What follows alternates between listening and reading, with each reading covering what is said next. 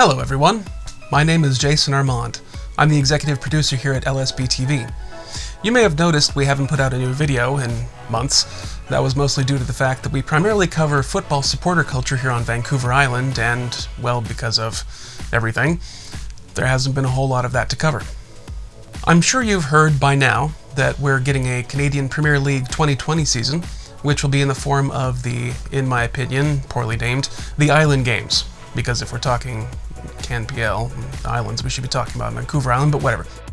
The first match of the season starts today on Prince Edward Island, and you can watch it if you have a One Soccer subscription.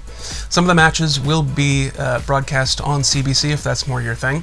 We will, of course, be focusing primarily on Pacific FC's journey through the competition, and their first match against HFX Wanderers kicks off at noon Pacific time on Saturday. The Lakeside Boys, at least some of us, will be watching the game from the 8th Street Tap House. The format for the Island Games is pretty straightforward. In the first stage, all 8 teams of the CPL will play each other once. The top 4 teams of that table will move to the group stage. The top 2 teams from the group stage will be thrown into the winner-takes-all final match. We'll be giving regular updates on the table as the season progresses. Now, at the beginning of this year, it was looking like we were going to have an embarrassment of riches in terms of content.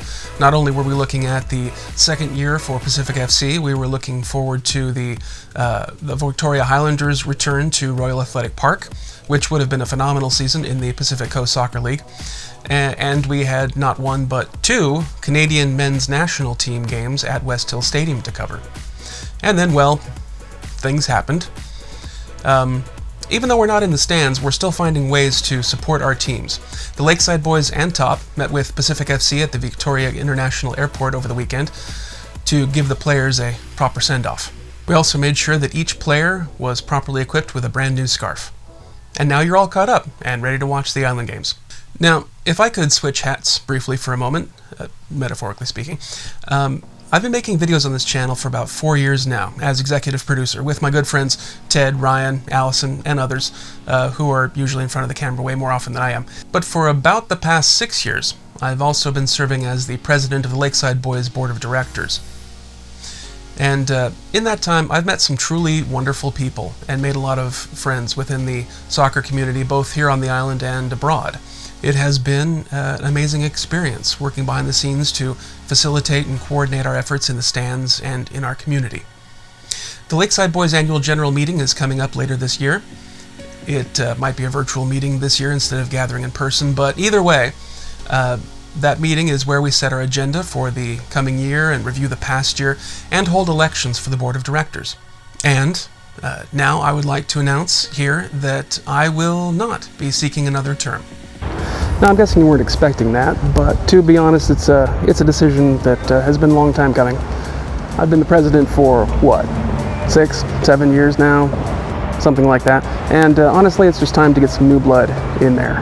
My plan, of course, is to devote more time to this kind of stuff. LSBTV. I am the executive producer, after all, so, you know, at some point, you have to figure out exactly what you want to do. It has been an honor serving on the board, and it has been a big part of my life for the last several years, but I think it's time to step aside and make room for someone new. Doing that will allow me to focus more effort on making videos here, in covering our antics in the stands and elsewhere. I believe that what we do as a supporters group has value, and it's a story worth telling. I want to expand what we do here at LSBTV and include more player and staff interviews from every team that we cheer for here on the island. So, are you someone who wants to get more involved with our group, someone who wants to make things happen? If you are, elections are coming up, so now is the time to start thinking about throwing your hat into the ring.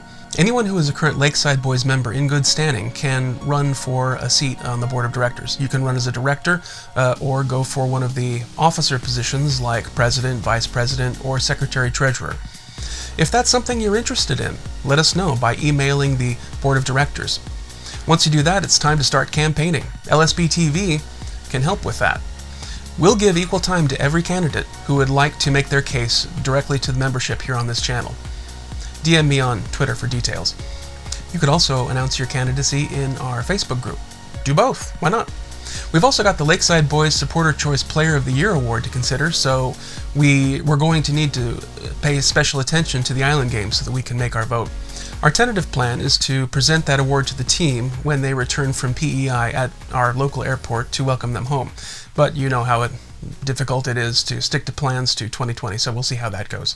And that's it.